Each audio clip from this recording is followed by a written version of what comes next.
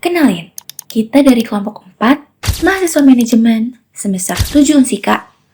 Kali ini mau bahas sesuatu yang cukup penting di dunia kerja, yaitu model Deming atau lebih dikenal sebagai siklus PDCA dalam konteks manajemen kinerja. Dalam video ini, inilah anggota kelompok 4. Kenalin, ini Ahmad Agustian.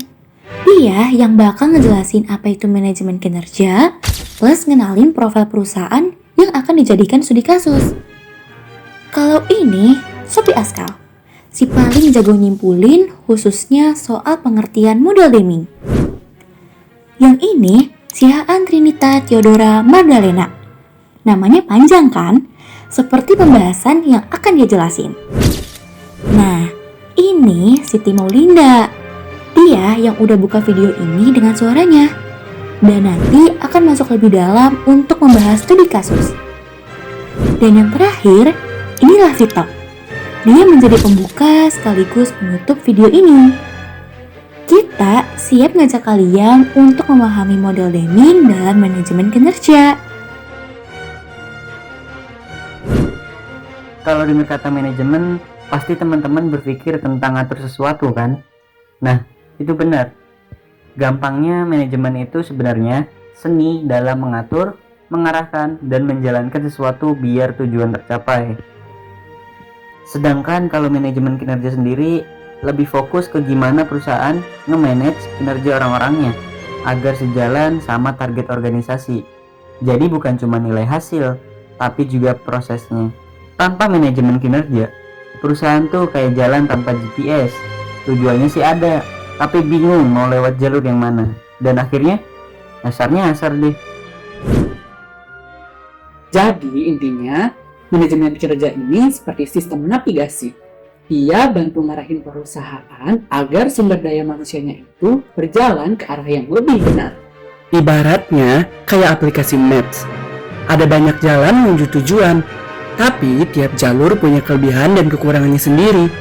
Begitu juga dengan model manajemen kinerja. Ada yang fokus ke penilaian detail, ada yang lebih menekankan feedback, bahkan ada juga yang ngasih fleksibilitas waktu kerja. Nah, kalau ngomong soal navigasi, ternyata ada banyak pilihan model yang bisa dipakai oleh perusahaan. Beberapa model yang sering dipakai diantaranya Terrington and Hill model, Castello model, Armstrong and Barrow model, Ken Blackhart and Gary Wright model, Bars model, Rowett model, OKR model, 360-degree feedback model. Dari banyaknya beberapa model pilihan, kita akan fokus membahas satu model yang terkenal, yang sekaligus juga sering banget dipakai, yaitu Deming model atau PDCA cycle. Deming model atau PDCA cycle, plan, do, check, and act merupakan suatu model dari manajemen kinerja yang dipakai untuk melakukan perbaikan berkelanjutan. Nah, model ini sendiri dikenalkan oleh William Edward Deming, seorang ahli statistik dari negara Amerika.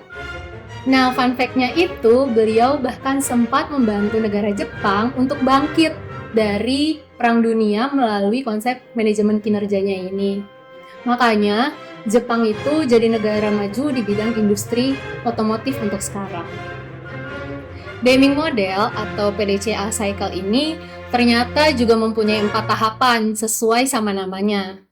Yang pertama itu ada plan atau perencanaan, di mana kita harus menentukan dulu tujuannya, lalu mencari tahu titik masalah yang ada, kita mencari juga informasi-informasi yang relevan, kemudian kita harus menganalisis data-data yang kita punya, baru deh kita bisa untuk menyusun strategi-strategi untuk kita menerapkannya. Yang kedua, do atau pelaksanaan. Strategi yang udah kita rencanakan itu langsung diuji untuk dijalanin, tapi biasanya dalam skala kecil dulu, biar lebih aman. Dan dilakukannya juga secara bertahap, tidak langsung sekaligus. Yang ketiga, itu ada cek atau evaluasi. Di tahap ini, rencana yang udah kita laksanakan itu harus kita cek lagi dibandingkan dari target atau tujuan yang udah kita tentukan sebelumnya. Apakah masih ada gap atau kendala yang terjadi? Terakhir atau yang keempat itu ada act atau tindakan. Ya kalau rencananya udah berhasil, itu bisa dijadiin standar baru. Tapi kalau belum, ya kita cari tahu lagi akar masalahnya apa, informasi yang relevannya gimana lagi, dan baru kita merencanakan lagi rencana strategi yang baru untuk perbaikan lagi. Intinya sih, model ini kayak loop perbaikan berkelanjutan yang terus berputar. Jadi, habis kita ngerencanain sesuatu, langsung diuji, dicek hasilnya, dan diperbaiki lagi. Putar terus sampai hasilnya itu makin oke. Pada tahap plan, Toyota nyusun strategi lewat Hoshin Kanri. Jadi, target besar perusahaan dibagi menjadi target-target kecil yang jelas untuk tiap level. Pada tahap 2, mereka menjalankan sesuai dengan Standardized Workplace budaya Kaizen. Jadi, semua karyawan menjalankan tugasnya sesuai dengan standar, tetapi tetap bisa memberikan ide perbaikan. Selanjutnya, cek. Hasilnya dicek lagi pakai visual management dan refleksi atau Hansei, biar kelihatan gap antara target dan juga kenyataan. Dan yang terakhir, act.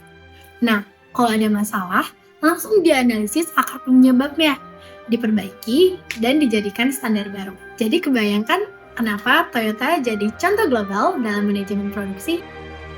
Sekarang, kita masuk pada studi kasus di perusahaan Toyota, tepatnya pada divisi logistik planning. Jadi gini, dulu di divisi logistik planning ada masalah, di mana memang laporan dari praktek logistik ini telat banget masuknya. Ya, sekitar tanggal 13 dan 16 di bulan berikutnya. Akibatnya, waktu buat evaluasi perbaikan jadi sempit. Terus, format buat laporannya juga ribet banget. Banyak data yang nggak relevan dan nggak seragam.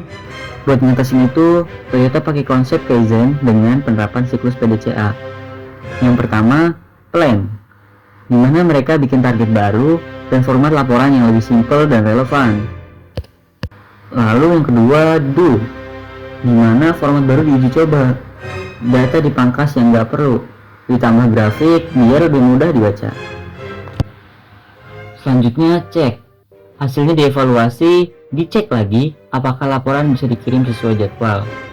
Dan yang terakhir, act, di mana format yang udah oke bisa kita pakai menjadi standar baru. Dan hasilnya luar biasa. Lead time laporan berkurang yang awalnya selesai di 13-14 hari jadi cuma 8 hari. Dan produktivitas pun naik hingga menyentuh angka 38,46%. Dengan PDCA, Toyota bisa mempercepat evaluasi, mengurangi pemburusan waktu, dan ningkatin kinerja logistik secara berkelanjutan. Dan kami ucapkan terima kasih kepada semua penonton yang sudah menonton video kami. Salam sehat, salam sejahtera.